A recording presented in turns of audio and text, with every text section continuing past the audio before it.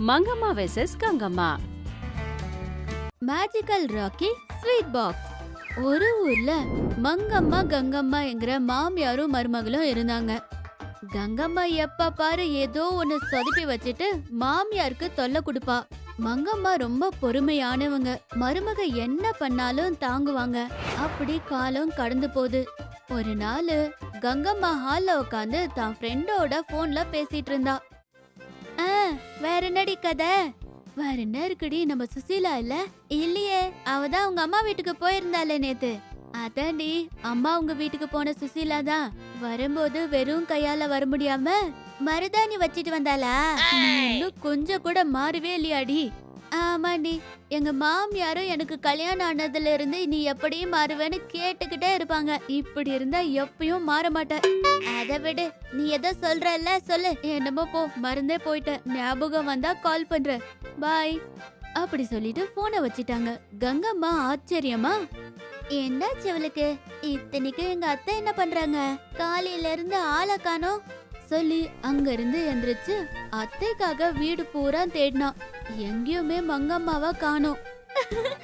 அப்படின்னா நான் சமையல் அறைக்குள்ள போய் எனக்கு பிடிச்ச மாதிரி ஸ்வீட் செஞ்சு சாப்பிடுறேன் நினைச்சுக்கிட்டு சந்தோஷமா சமையல் அறைக்குள்ள போனாங்க. கிச்சனோட என்ட்ரன்ஸ் வரையும் வந்து, அத்தை நீங்க இங்க இருக்கீங்களா? நான் வீடு பூரா தேடினேன், உங்களை காணோம் அத்தை. சமையல் அறைக்குள்ள இருக்கும்போது அங்கங்கேயோ தேடினா எப்படி தெரியுவேன்? இல்ல அத்தை. சரி நான் வரேன். நில்லு. என்னங்க அத்தை? ஏதோ செய்ய வந்து என்ன பார்த்த உடனே ஓடுற மாதிரி இருக்கு. என்ன? அட அதுவும் இல்ல அத்தை. நடிக்காதடி, உன்னை பத்தி எனக்கு தெரியாதா? உண்மையிலேயே அத்தை, உங்க மேல சத்தியமா? அப்போ என்ன சீக்கிரமா மேல அனுப்பணும்னு பிளான் போடுற போல சொல்லிட்டு அங்க இருந்து வெளியே வந்துகிட்டே, சரி உனக்கு கிச்சன்ல ஏதோ வேலை இருக்கும் போல, நான் வெளியே போயிட்டு வரேன், ஜாக்கிரதை. எங்க போறீங்க அத்தை? சொன்னாதான் போக விடுவியா என்ன? அட அதொன்னு இல்ல அத்தை, போயிட்டு வாங்க. சொன்னதுமே கங்கம்மா அங்க இருந்து அவங்க ரூமுக்கு போனாங்க. கொஞ்ச நேரத்திலேயே கையில ஒரு பெரிய கவரை புடிச்சுக்கிட்டு வெளியே வந்தாங்க. கையில இருக்கிற கவரை பார்த்து கங்கம்மா, அந்த கவர்ல என்ன இருக்குன்னு கேட்டா உனக்கு எதுக்குடின்னு கேட்பாங்க. நமக்கு எதுக்கு வந்த வம்பு, சும்மா இருந்தா போச்சு இந்த மனசுல நினைச்சிட்டு இருந்தா. அடுத்த நாளும் அதே டைம்க்கு கையில பைய எடுத்துக்கிட்டு போய் மறுபடியும் அதே டைம்க்கு வீட்டுக்கு வந்துட்டாங்க. அப்படி 3-4 நாள் கடந்ததுக்கு அப்புறமா கங்கம்மாவுக்கு கொஞ்சம் சந்தேகம் வந்து, எங்க அத்தை என்ன தினமும் கவரும் பையும் எடுத்துக்கிட்டு வெளியில போறாங்க, மறுபடியும் சாயந்தரமா வீட்டுக்கு வராங்க, அதை எடுத்துக்கிட்டு எங்க போறாங்க? ஐயோ, இந்த சந்தேகத்திலேயே சித்துருவும் போலியே. ஆமா, இப்படி எனக்குள்ளேயே நான் கேட்டு இப்படி சாவறதுக்கு பதிலா அவங்கள ஃபாலோ பண்ணி எங்க போறாங்கன்னு தெரிஞ்சுக்கிட்டா போச்சு. நாளைக்கு அத்தை கிளம்புன உடனே நானும் ஃபாலோ ஆகுறேன் நினைச்சுக்கிட்டு அங்க இருந்து கிளம்புனா. நினைச்ச மாதிரி அடுத்த நாளும் மங்கம்மா கையில ஒரு பைய வச்சுக்கிட்டு, கங்கா நான் கிளம்புறமா, ஜாக்கிரதை. மாமியார் வீட்டை விட்டு கிளம்புன உடனே கங்கம்மாவும் மாமியார் பின்னாடியே ஃபாலோ ஆனா. மங்கம்மா ரொம்ப தூரம் நடந்ததுக்கு அப்புறமா ரோட்டு பக்கத்துல ஒரு குடிசை கிட்ட விளையாடிட்டு இருக்க 2 அண்ணன் தங்கச்சி கிட்ட போனாங்க. போய், பாபா இவங்க உங்க தம்பியா? ஆமா. ராக்கி பண்டிகை வருதுல, உங்க தம்பிக்கு ராக்கி கட்டுறியா? ஓ கட்டுறனே.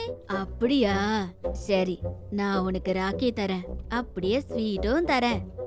பண்டிகை அன்னைக்கு உன் தம்பிக்கு ராக்கிய கட்டி இந்த ஸ்வீட் அவனுக்கு ஊட்டி விட்டு நீயும் சாப்பிடு, சரியா? என்ன சொன்னாங்க. மங்கம்மா அவங்க எடுத்துட்டு வந்த கவரை அங்க குடுத்துட்டு அங்க இருந்து பின்னாடி திரும்பினாங்க. அத பார்த்த கங்கம்மா மாமியாரை விட முன்னாடியே வீட்டுக்கு கிளம்பிட்டா. அப்படி வீட்டுக்கு வந்து அவங்க ரூம்ல உக்காந்து, அப்படின்னா எங்க அத்தை தினமும் இந்த ஏழை பசங்களுக்கு ராக்கி ஸ்வீட் குடுக்குறாங்க போல. ஆமா, இத்தனைக்கும் அவங்க ரூம்ல ஏதாச்சும் ஸ்வீட் ஃபேக்டரி வச்சிருக்காங்களா என்ன? தினமும் அத்தனை ஸ்வீட் எங்க இருந்து எடுத்துட்டு வராங்க? இது ஏதோ யோசிக்க வேண்டிய விஷயம்தான். நாளைக்கு காலையில கிளம்புவாங்கல்ல, அவங்க எப்படி ஸ்வீட்ஸ் எல்லாம் எடுக்கிறாங்கன்னு பாப்போம். நினைச்ச மாதிரி அடுத்த நாள் காலையில மங்கம்மா ரூம்ல இருக்கும்போது கதவு பின்னாடி ஒளிஞ்சு பாத்துட்டு இருந்தா. மங்கம்மா அவங்க அலமாரில இருந்து ஒரு ஸ்வீட் பாக்ஸ எடுத்து கட்டில் மேல வச்சு அத பாத்துக்கிட்டே, இந்த மேஜிக்கல் ஸ்வீட் பாக்ஸ வச்சுதான் ஏழை பசங்களுக்கு ராக்கி ஸ்வீட்டும் பரிமாறிட்டு இருக்கேன். ராக்கி முடியறதுக்குள்ள என்னால முடிஞ்ச அளவுக்கு நிறைய பேருக்கு இத பரிமாறணும் சொல்லிட்டு அந்த பாக்ஸ ஓபன் பண்ணாங்க. அதுல ஒரு பக்கம் ராக்கி இருக்கு, இன்னொரு பக்கம் எல்லா வகையான ஸ்வீட்ஸ் ஒவ்வொன்னு இருக்கு. மங்கம்மா அந்த ஒரு ராக்கியை எடுத்த உடனே அங்க இன்னொரு ராக்கி வந்துச்சு.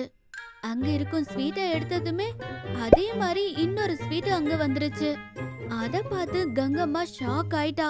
அட அத்தை, வீட்ல மேஜிக்கல் பாக்ஸ் வச்சிருக்கீங்களா நினைச்சுக்கிட்டே இருந்தா. மங்கம்மா அந்த ஸ்வீட்டையும் ராக்கியும் எடுத்துக்கிட்டு பையில போட்டுக்கிட்டு வெளியே போனாங்க.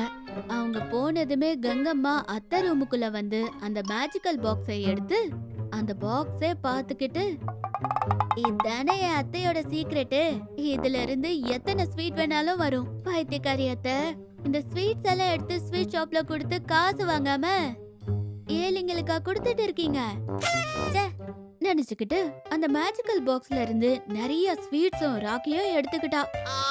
ராக்கி எல்லாத்தையுமே ஒரு பெரிய பையில போட்டுக்கிட்டு ஸ்வீட்ஸ் எல்லாத்தையும் இன்னொரு பெரிய டப்பால வச்சுக்கிட்டு அவங்க ரூம்குள்ள போய் நெக்ஸ்ட் இந்த ஊர்ல இருக்கிற ஸ்வீட் ஷாப் காரர்கிட்ட போய் இப்படி ஸ்வீட்ஸ் இருக்குன்னு சொல்லி அவன் வாங்குறானோ இல்லையோ தெரிஞ்சுக்கிட்டு அதுக்கப்புறமா அவங்க கிட்ட கொடுத்துட்டா போச்சு நினைச்சுக்கிட்டு உடனே அந்த ஊர்ல இருக்க ராம் ஸ்வீட் ஷாப்க்கு வந்து விலை பேசிக்கிட்டாங்க.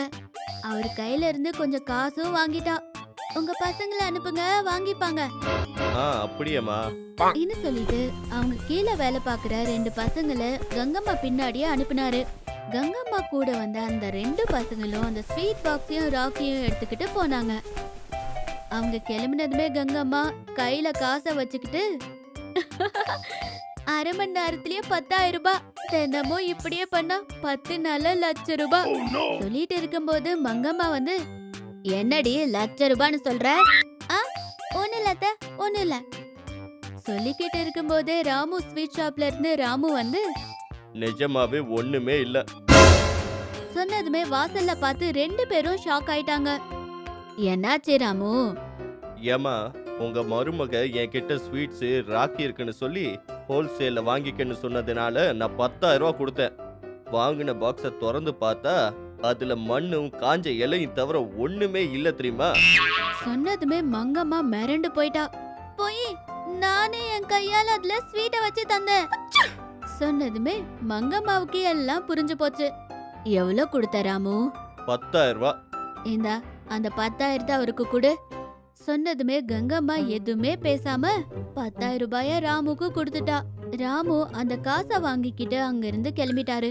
அவரு போனதுமே மங்கம்மா கோவமா மருமக கிட்ட வந்து, நீ மாற மாட்டியாடியும் அந்த மேஜிக்கல் பாக்ஸ் மேலயும் கண்ணை வச்சிட்டியா? அதுல இருந்து வரது எதுவா இருந்தாலும் எதுக்கும் ஆசைப்படாம தானம் பண்றதுக்கே தவிர வேற எதுவும் பண்ண முடியாது. அந்த ராமு நல்லவன் ஆனதுனால காசு கொடுத்ததுமே போயிட்டான். வேற ஒருத்தனா இருந்தா உங்க மருமக இப்படி ஏமாத்திட்டு இருக்கான்னு என் மானம் போயிருக்கும் சொல்லிட்டு அங்க இருந்து போயிட்டாங்க.